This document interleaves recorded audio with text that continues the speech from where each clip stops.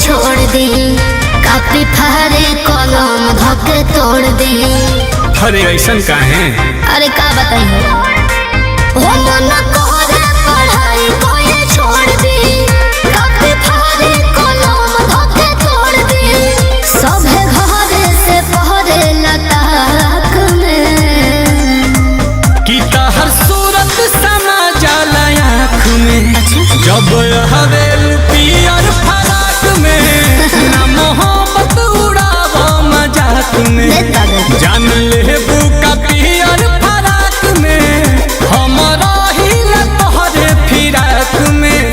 जब हवेल पियर फराक में दिमाग तो ठीक नहीं थे।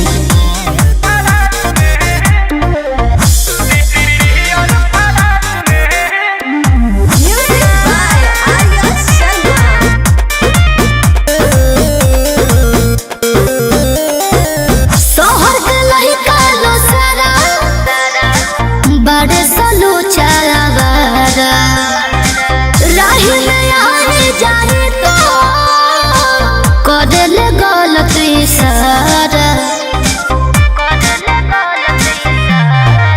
तभी ना ओढ़नी के लेके साइकिल मारलू पंडिल गोरिया। जब घंटी दबेलू टन टन करेला हमार दिल गोरिया।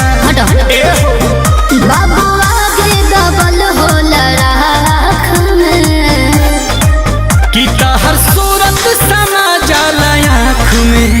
जब हवेल पियर फराक में ना मोहब्बत उड़ावो मजाक में। जान ले बुका पियर फराक में हम तो रहिल तोहरे फिराक में।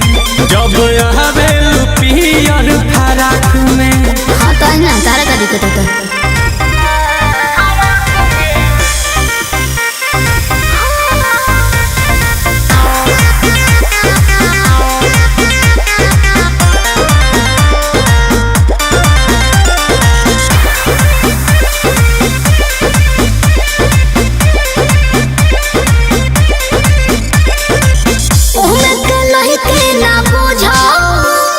के बिजुली के तार से न जूझो।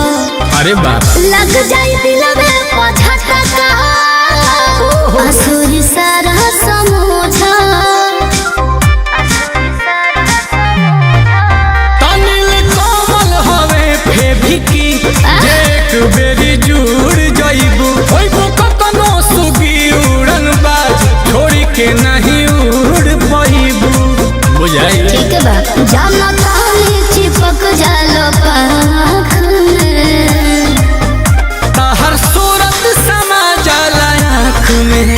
जब हवेल पियर फराक में पियर मोहब्बत मजाक में।